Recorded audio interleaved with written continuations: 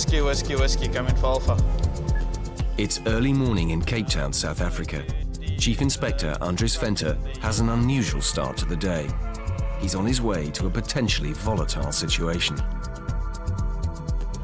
We received a request from the Sheriff of the Court to intervene at a property where community stables are situated, and they've been evicted from the property. So we're on our way to assist the Sheriff in safe and humane removal of the horses during the eviction process. Horses and carts are a traditional form of transport in Cape Town, mostly for scrap metal, and around 500 of them still work in the city. For over 30 years, Philippi has been a popular place to keep the horses, but now the area is being redeveloped as an industrial estate. Space for stabling is rapidly disappearing, and the carting community is in crisis. Today, the bulldozers are moving in. Andries needs to make sure any remaining horses are safely removed by their owners. If not, he'll have to step in and take them temporarily to the SPCA.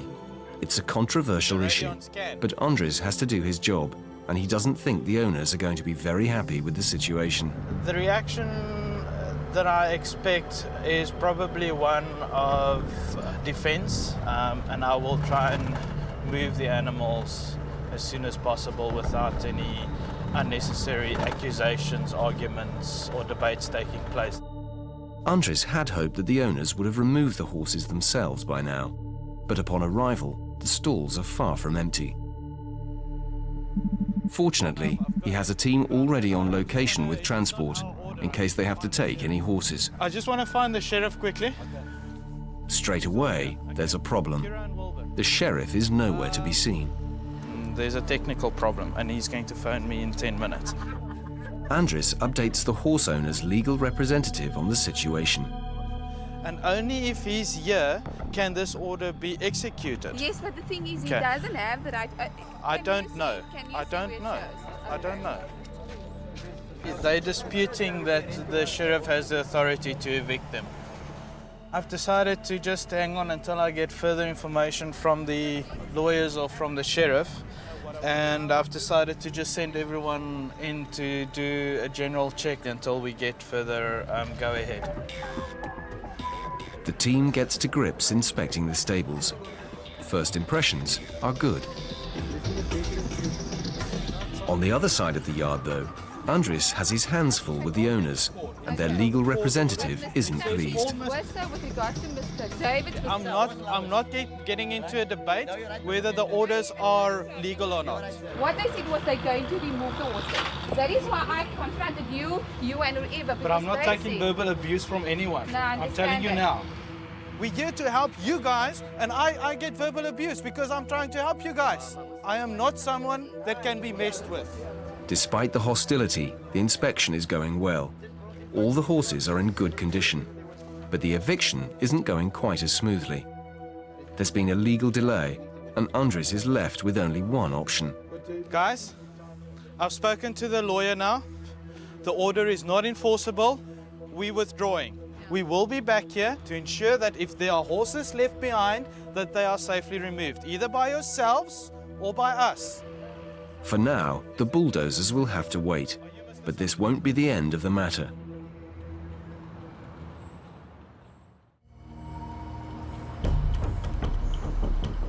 Across town, Senior Inspector James Murphy and Trainee Inspector Moyo Makar are at the scene of an emergency.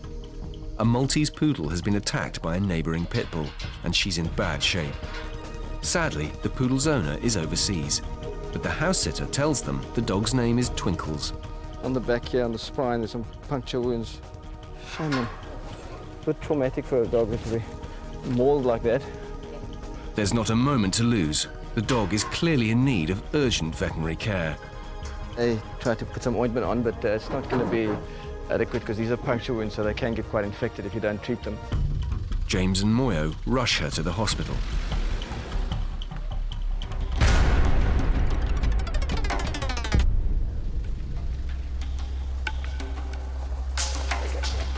There we go. As soon as they arrive at the SPCA, they take her in. Vet George Birch is standing by. You can imagine it's quite a small dog. Pit bull is quite strong, so the amount of trauma that usually happens is quite severe. Half of it we don't see on here. You just have a quick look at the dog. There's a couple of bite wounds. Usually what you get with these kind of animals is trauma inside. The animal looks okay now, but they actually call it the iceberg effect. You get a puncture wound and you get trauma to the tissue around there, and that will start dying off over a couple of days. George needs to find out what's going on beneath the surface. Internal injuries can be hard to diagnose, and if not found in time, they can be life-threatening.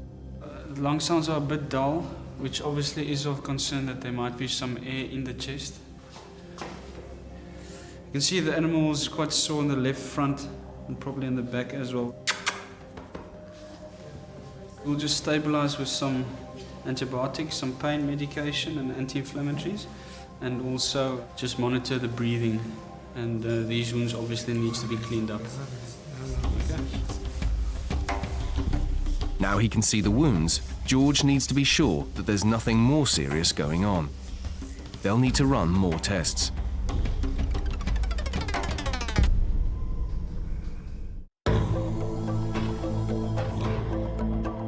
Chief Inspector Andries Venter and his team are returning to the stables in Philippi. The eviction notice has now been issued, and the horses have to leave today.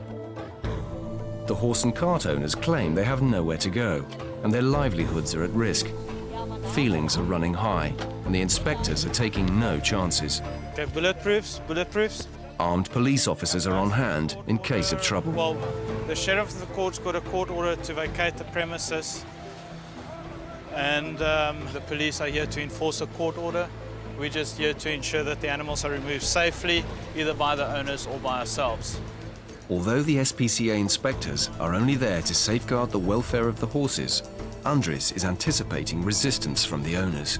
They're under the impression that they won't get their horses back, that it's going to cost them a lot of money, etc., etc. So and by removing the horses, which is a daily income for them, they use the horses for scrap transport, etc. It's taking away their livelihood.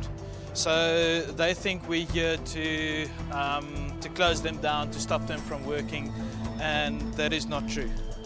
We're just here to ensure that when these buildings are flattened by the bulldozers, that there's no animal left in the building. It's a tough situation, but there's not a moment to lose. The bulldozers are moving in. All the horses need to vacate the stables, and quick. Make sure that you mark and try and get the owner's details of each stable and horse that you take. Yes. Okay. Some of the owners arrive. They're anxious to find out what's going on. Before any horses can be loaded, they need to find out who they belong to. We're trying to get keep good record here because it's different owners and there could easily be a misunderstanding or confusion where someone will claim his horse and it's not his, or this claims another person's horse. We have to make sure that we keep good record of these horses. Shoe, left, socks. Owner Agmat Safordine is very unhappy with the situation. They never come here and said, okay, guys, there's a facility for you or a place for your horses. They come this moment with summonses and this, that, and the other. So where must we go? Because we were standing here over 35 years. That's another lifetime. So where do I go with my horses? Coming here with guns and bolt cutters. Now you tell me, is this democracy? Is this the understanding of human beings? Generally, he's upset. And to be honest, if I was him, I would be upset too. But it's out of my hands. He says he hasn't got a place to take the horses to, so we'll have to step in and offer accommodation until he can resolve it. All we're here for is to ensure that when these trucks move in, that there's no animals here. You do what you have to do. Okay, all right. Very simple. You know what to do. Okay. They have to comply, so he's allowing us to take the horses, and he's going to bring all the horses to us. So far, it's peaceful. So I haven't got a problem. You can take the horses. With time running out, the teams start to load the horses. But the stress of the situation is taking its toll on everyone.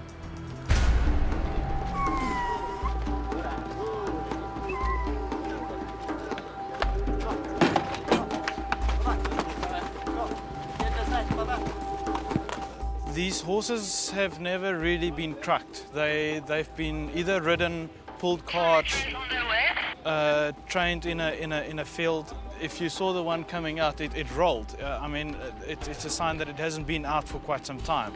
So the first thing it wanted to do was just roll and feel the ground. They've never been loaded. The fact that it's a wooden box, a big white, obvious thing, frightens them. So it is going to be difficult to load them. Where's the long rope? Let it calm down, let it calm down. Wait, Patrick. All right, all right. All right, all right. Eventually, patience pays off, and the horses start to oblige.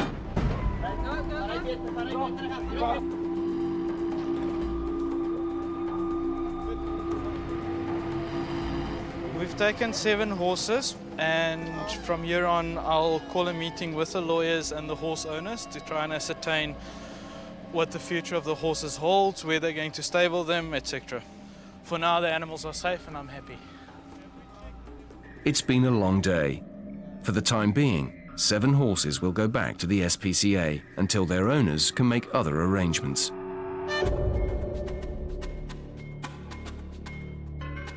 "24 miles away, Inspector Conchita Milburn and trainee Inspector Nico Mass are in the busy harbour of Simonstown.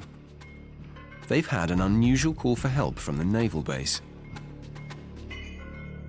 A rare visitor has been discovered in one of the traps the Navy set for feral cats, and they don't know what to do with it, or even what it is.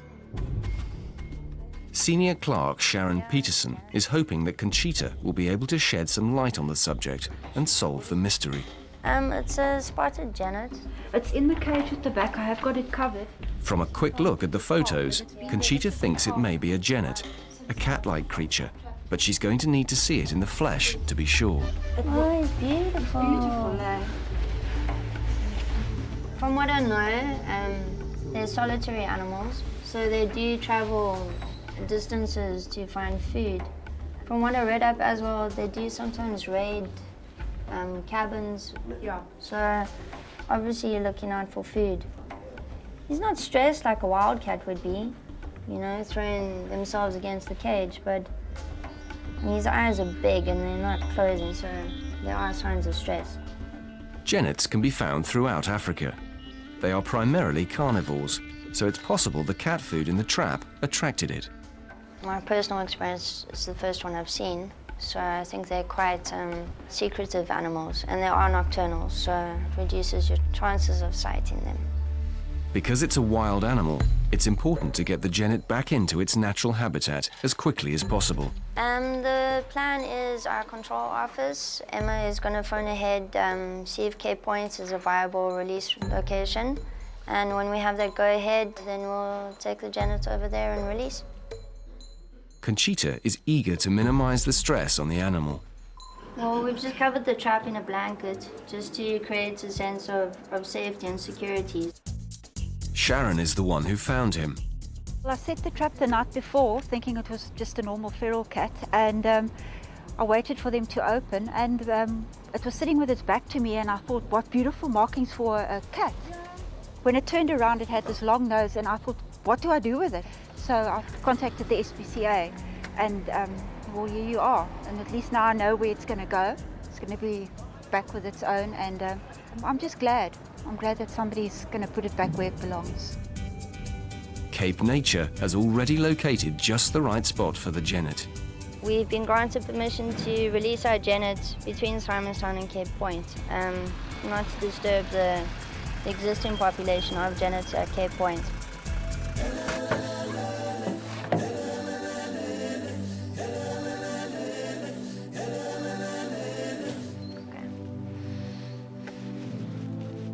Seascapes and mountain views, and apparently some other local wild inhabitants. A nice safe distance from the road.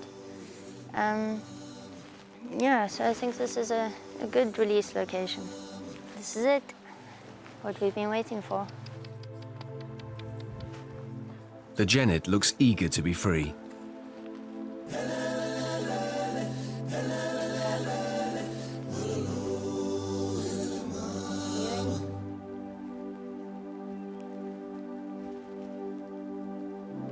At last, he's back where he belongs.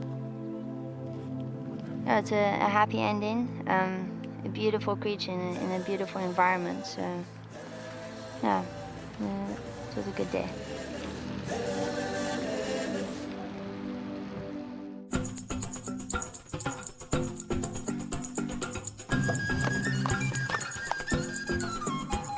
At the SPCA in Grassy Park, the horses have started arriving from the community stables. They're fit and healthy. They just need somewhere to stay now that their old homes have been bulldozed.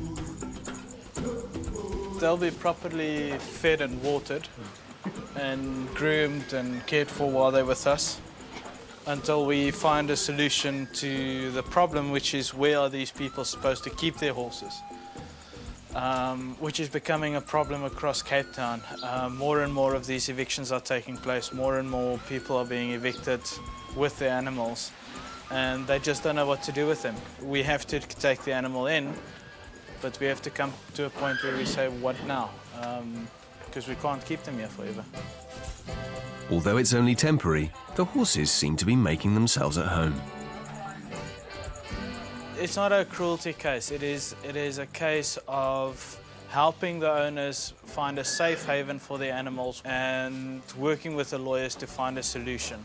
So the owners will be allowed to visit, they will be allowed to, once they find a place, we'll inspect and we'll allow them to take the horses there if acceptable.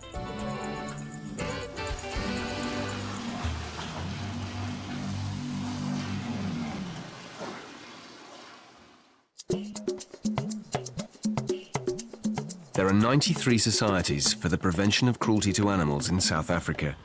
The Cape of Good Hope SPCA covers 9,000 square miles of the Western Cape from its base in Grassy Park.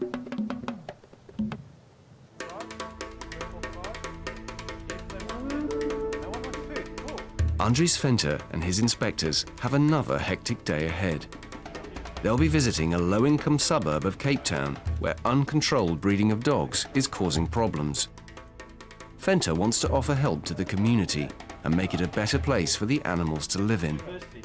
Staff from the SPCA's mobile clinic will also be going. But first, Venter needs to brief the team.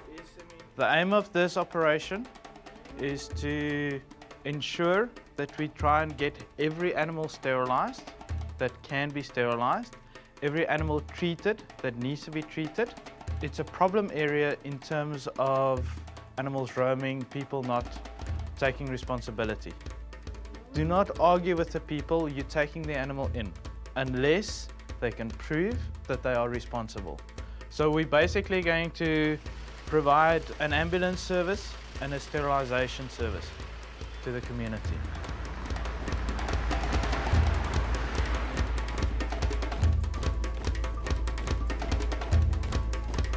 With a population of 10,000 people, Hillview lies just a few miles east of the SPCA headquarters, so it's not long before the teams start to arrive.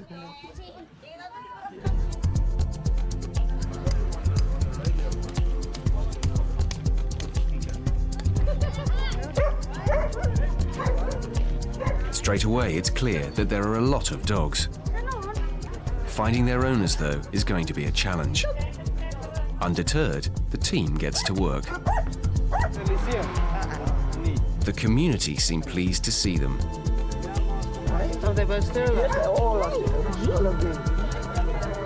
Immediately, Andries spots a dog in need of attention. Flamingo is enough. And it has something rather strange on its fur. It looks like it's got some oily substance on the hair coat. It hasn't got a severe hair loss, but it is undernourished. He asked the owner about the oil on the coat.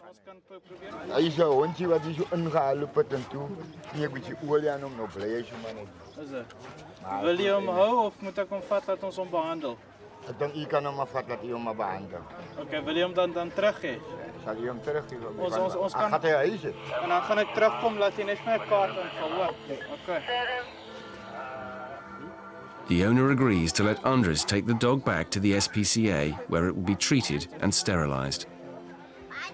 Oh, I can smell the cartwheel on it. There's old wife tales. One is that you can use cartwheel to treat mange with, which really doesn't work. It just makes the skin worse. So we're really dealing with old remedies every day that we have to educate people on and advise. No sooner has he loaded the first dog than he spots someone else with a problem.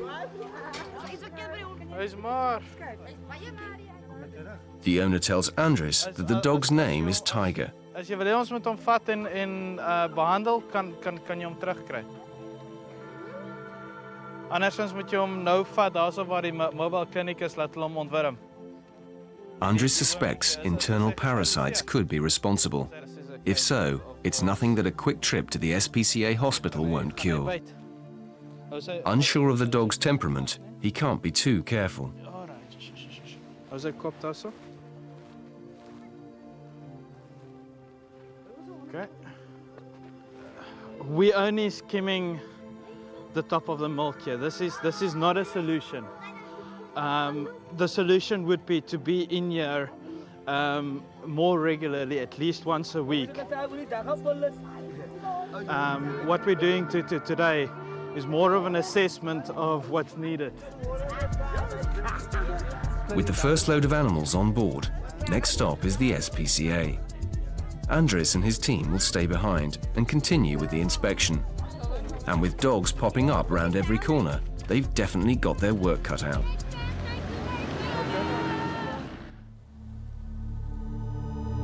It's late afternoon, and for Senior Inspector Kira Joshua, the start of a particularly tough case. She's racing to a wildlife emergency. An antelope has wandered into a residential area, and it badly needs her help. We just got a call now about a buck. They don't know what kind of buck. They was attacked by dogs. The call is standing by the buck, so it's not going anywhere. So we just need to get out there quite quickly now just to see if there's anything that we can do for it. The buck is lying in a sports field, and it's not moving.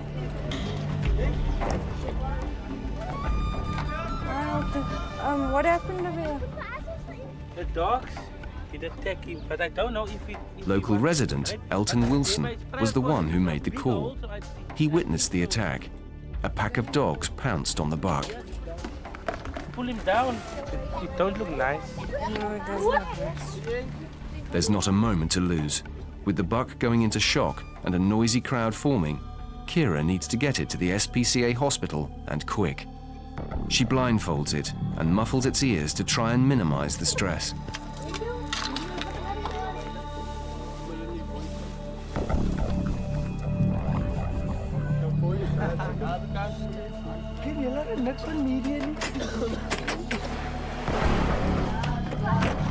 How many dogs? 5. 5 dogs. And where was it? Did it attack him from on top? At the back. Just on the back part. It's an upsetting situation for Kira. The wound looks pretty bad. I was also quite nervy because there's a whole lot of people around it, which just causes absolute stress. And stress is the main thing that's going to kill wildlife. So I need to just rush this one through now. What I could see on the grasbook, you know, was that there was an injury on the hind underneath, on the belly side. It's quite a... He's bleeding, but he's not bleeding profusely. The buck was clearly, obviously in shock, and with the stress factor, there are a whole lot of people around it. And unfortunately, that is what kind of happens because it's in a residential area. It definitely frustrates me seeing a crowd of people around the animal. I mean, it's a wild animal, and that just stresses it out more. So it's injured, it's stressed out.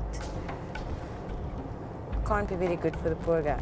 It's touch and go as to whether the antelope, a greasebok, will survive. We have a vet standing by at the SPCA, and I really, really hope that there's something that they can do for it.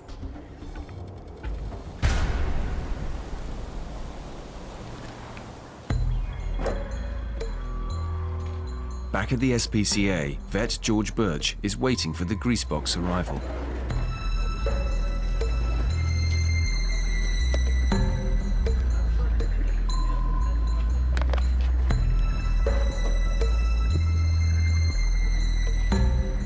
It's a desperate situation. They gently try to assess its wounds. There is a couple of bad wounds, but I don't think that's the biggest problem now. The animal's pale and the extremities are quite cold. So I'm just worried about shock. That's the biggest concern at the moment. With the greasebox condition deteriorating, George feels it's already too late. We can maybe try if the animal can try and get up if it's strong enough. This one's not strong enough. If we lift up the blindfold, then the animal is weak. Its blinking has become poorer, so I think we should rather, we think you should put this animal down. George and Kira think the greasebox has suffered enough. Because of the group of people that was around it, and with the stress factor and everything, and it being injured and being in shock, the animal's condition basically deteriorated from that point. When the vet had a look at it, and you can really see that the grysbokkie wasn't really in good condition, and would have been more cruel in trying to try and save it. Given you have to weigh up your options really. And it was an unfortunate thing. The option just seemed the better thing to do was to euthanize it.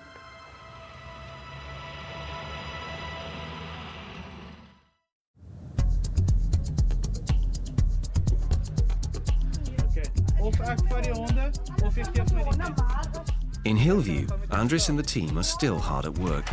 They've been busy picking up strays and offering medical treatment and sterilisation to the community. It's now midday, and they've only scratched the surface of the problems, and they're running out of space on the trucks.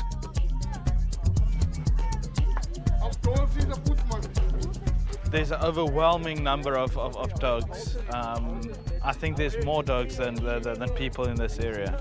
Dogs seem to be the most popular pet, but suddenly a man emerges from a house with a cat, and he's worried about its ears. The cat is called Baby. Andries suspects the sun has done the damage. It's prone in white dogs and white cats. It's the ultraviolet rays that affect it. I'll take it back to the SPCA, okay? And we'll have the vets have a look at it and give you treatment for it. The ears and the nose becomes cancerous, and if left untreated, it can affect the animal's health quite severely. The fact that he's come to us and highlighted it shows that he recognizes that there is a problem. Baby will be rushed to the hospital where experienced medical staff can decide on the best course of action. Hopefully, it's not too late. Andries is not the only one with his hands full. A huge line has formed at the mobile clinic. Dogs of all breeds and sizes patiently wait their turn to see clinic nurse Theo Ardendorf. It was a major response from the community. I think mostly it was because it's a Saturday and everyone's at home. It's just the people were storming and flocking.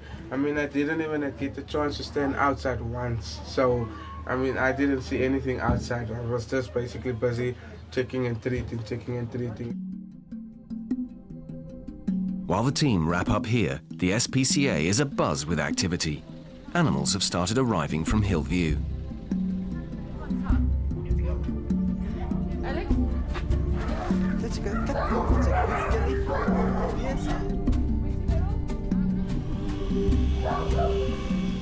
The hospital is working at maximum capacity. Vet Miles Penfold is in charge. Everybody's busy here doing spays, castrations, various minor procedures on all the animals that were brought in. Today, everyone's been trying to get through almost 70 operations and procedures. Basically an impossible task, but the guys have really given a good go. They're 40 down, another 30 to go. So yeah, very, very busy for everyone today and probably tomorrow and the rest of the week. Baby, the cat with the sunburnt ears, has just arrived. There you go. You can see this ear here has got black scabs along the edge of the ear. On this other ear here, there's very, very small amount of redness. But if we feel the actual ear, the ear tip especially, is soft and supple, and we're not dealing with huge amounts of sunburn here. This ear, however, you can see is red. The actual ear is thickened, and the edges of the ear start curling up, and you start getting these scabs on them. What happens here is because they don't have pigment, the sun causes basically burn wounds on the actual ear. Now, that can sometimes cause enough damage to the DNA that it becomes cancerous. At this point, most likely, this would just be straight sunburn. We see a lot of cats like this. Fortunately, the condition is treatable. What we're going to do here is we're going to give the cat an anesthetic, and I'm just going to trim away the affected part of the ear here. We're not going to take the whole ear off. We'll just take off that top third piece over there, and then just let it heal up and see how the cat progresses. Not much that you can do to prevent this except applying sun cream daily or twice daily to the cat's ears. That's really hard for the most compliant owner out there. They can do this and they will still get sunburnt in our climate, and just keeping him out the sun, letting him heal up is going to do him the world of good. Thankfully, the sunburn has been caught early. After a short surgical procedure, Baby will be able to go home. Something's dead. Oh my God. This is not good, is it? 4 months ago, Senior Inspector James Murphy was horrified to discover a flock of sheep diseased and dying on a farm. Basically starving to death. The sheep were in such poor health that sadly, for many of them, the kindest option was to put them to sleep. The surviving sheep were placed under the care of the SPCA until the cruelty case could be heard. The prosecution is still ongoing, and that poses the problem of finding a foster home for 104 ewes, and it's been quite a challenge.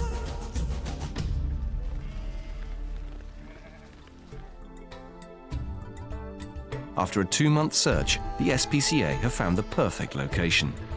Chief Inspector Andries Venter is on his way to Darling, an area known for farming, to see how they're settling in. How are you, Vicky? Well, thanks. How are you? Good, man. Good. It's nice and wet here, hey? Yes, well, I've got my boots on. No, I don't even bother with boots. Foster carer Victoria Butler is keen to show him around. Hello, ladies. But with so much lush grass available, the sheep are too busy eating to greet him. The minute this gate over here opens, they're out. They know exactly where the green grass is. The pasture here is far more suitable than the parched earth at their previous home. But they're looking a lot better than they used to, eh? I'm going to show you the photos of what they used to look like. Their feet have all been clipped.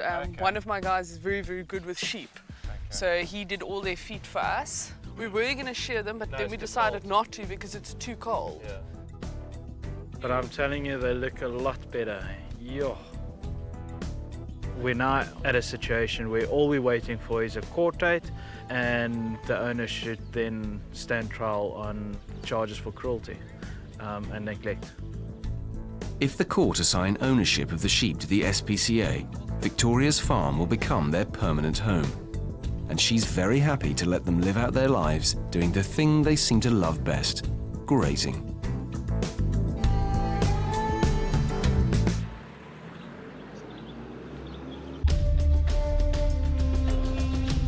East of the city, Senior Inspector James Murphy and Trainee Inspector Liesl Pienaar are in the suburb of Kraaifontein. They're on their way to a location where the owner has been refusing to improve conditions for his dogs. On a previous visit, the dogs were thin, on very short chains, and had inadequate shelter. As they arrive, it's immediately clear things haven't improved. But James has come prepared to take action. I have a court order which allows me to enter the property. The dogs are on 2 neighbouring properties. The court order gives James permission to remove them. Well, we've got a dog chained to the gate. There was a no runner. kennel. You see no shelter. I've been here before on a recheck of one of James's cases. I came back here and still no improvements have been done. Gave them a second warning, came back on a recheck again and still no improvements. So they've had their chances. I mean, that's very short chaining with no shelter whatsoever. And why hasn't he reacted on them? Why hasn't he reacted and made... The owner is not home. but his brother is next door, and he agrees to talk to I them. had a chat with him a couple of months ago already about this, and he hasn't fixed it up.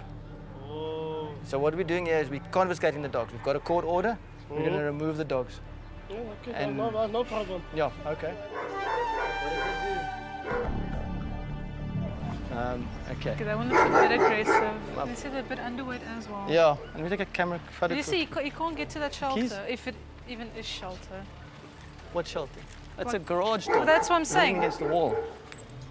People are tenants, so they don't really have a concern with the dogs. The dog is just there. I mean, it's not their property, so they don't have a say. Black one first. They load the thinnest dog first, but he's not used to walking on a lead.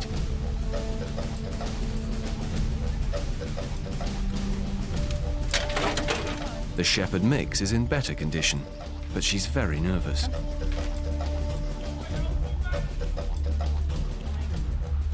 Very skittish. Oh, come on, come here.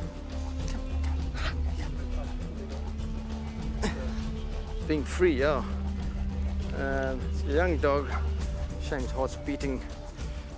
It's always, you know, some joy in seeing dogs being removed from, you know, situations where, you know, they weren't treated properly. I mean, training, short training, nowhere to go, no exercise. You can't even get away from your own feces, no shelter. It's not really, you know, proper treatment or, you know, a fantastic life. But, yeah, hopefully now he'll realize it's actually serious and maybe change things if he wants his dogs back. For now, the dogs will go back to the SPCA, where they'll receive the care and attention they deserve. The owner has 7 days to respond to the notice.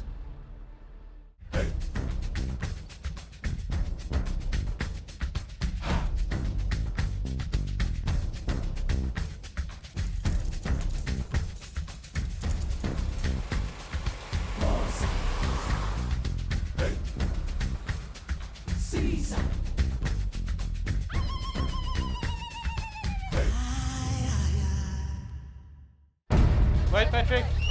4 weeks ago, Andries and his team assisted the police in an eviction of some stables. The land was being redeveloped, so the horses had to go. A few of the owners couldn't find alternative accommodation at short notice, so the SPCA offered to temporarily take in their horses until new stables could be found. 7 of the horses are still at the SPCA, and they seem to have had no problem settling in. But they can't stay forever. We have found alternative stabling for them, for the community and for the horses.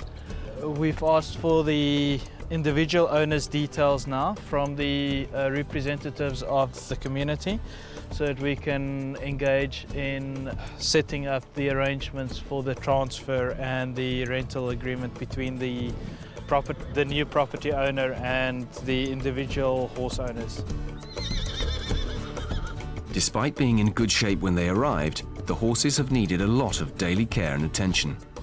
Vet nurse Angela Knight and horse care assistant Isaac Magicweni have been happy to provide it. I'm just giving him a basic grooming today. He really enjoys the attention and the grooming, cooperates really well. It's really good for us to be able to have a horse that's in such good condition here with us. Most of the horses here and the ponies are in a really poor condition, often are ill or ill-treated, nervous horses. This boy here has got a beautiful temperament, is in good condition, has good muscle tone and a very good appetite. And they're all doing really well.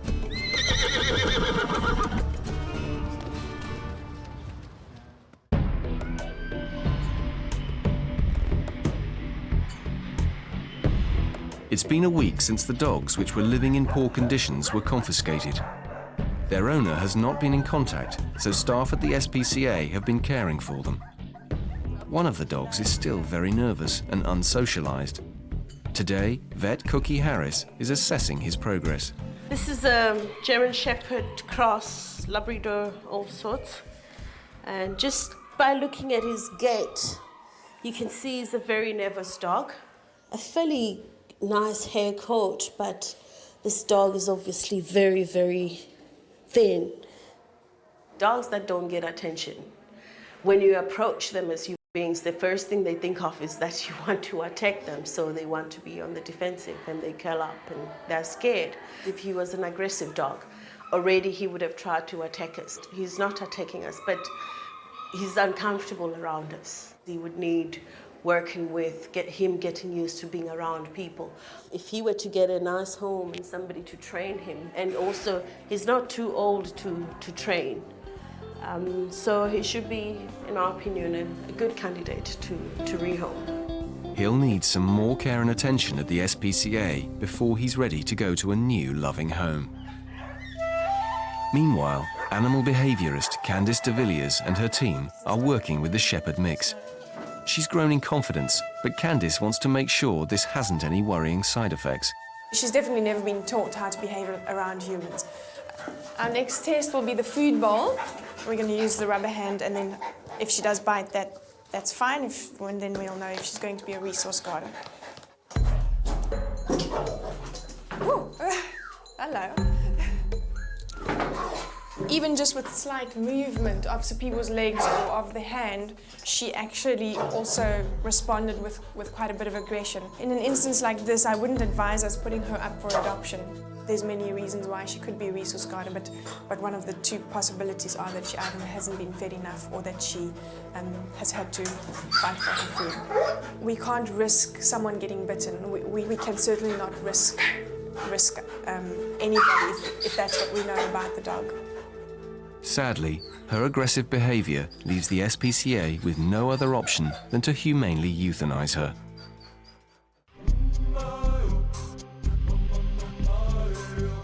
It's been 4 days since the mobile clinic was in Hillview. Today, trainee inspector Moya Makar has some important deliveries to make. He's at the SPCA kennels because some of the dogs which were taken for sterilisation and treatment are ready to go home. First on the list is the dog whose owner had tried to cure mange with motor oil. It's a short drive from the SPCA.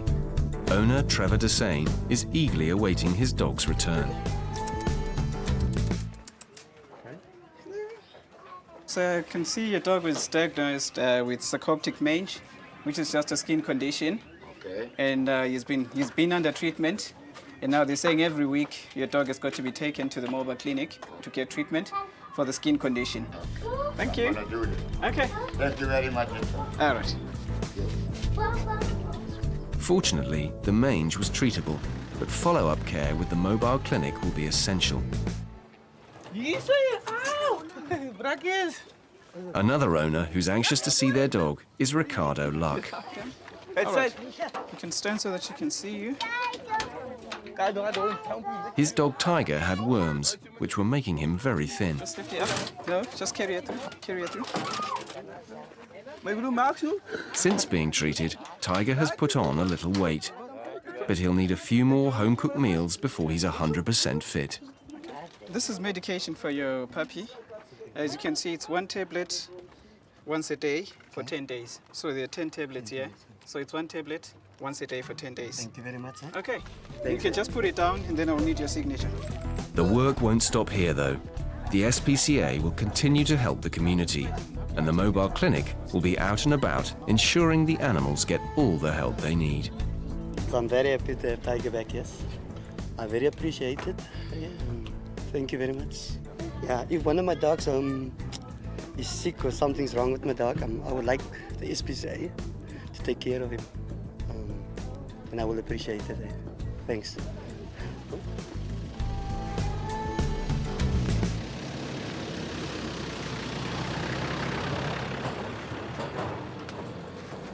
On the back here, on the spine, there's some puncture wounds. Over a week ago, Senior Inspector James Murphy and Trainee Inspector Moya Makar picked up a Maltese Poodle which had been attacked by a pit bull. Twinkles was in bad shape and rushed to the SPCA, where vet George Birch treated her wounds. He was concerned that she could be suffering from internal injuries. But after 7 days in the hospital, Twinkles is feeling a lot better, and it shows. All her test results came back clear, and George is pleased with her progress. Walking much better. It's very lively, affectionate. The lameness has improved quite a lot. You can see the animal's walking much better. It's very lively, affectionate. The wounds are doing well. There's just scabs there. There was a bit of a concern about the chest on the x-ray. It looked like there might have been a fracture, but you can't really elicit any pain over the chest, and usually they're quite sore. The color is looking good, the breathing is fine, so we're going to send this one home and just let it recover at home. Senior Inspector James Murphy arrives, and he's keen to see Twinkles. Come on. Come on. Looking much better and ready to go home. And he gets the nice job of returning her. Here you go, Twinkles. Oh, we're going to take him back to the caretaker there, and hopefully when the owners get back, they'll have a well-recovered doggy. And the hospital has some more good news. It's been 5 days since Baby, the cat with the sunburnt ears, was picked up from Hillview. Vet Miles Penfold has operated on the damaged area, and it's healing well. Oh, that's looking good. Great.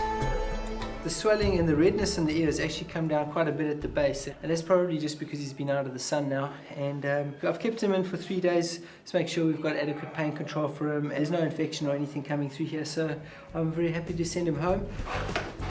Yeah, my boy. Baby's owner, Marjorie Brink, has arrived, and she can't wait to see him.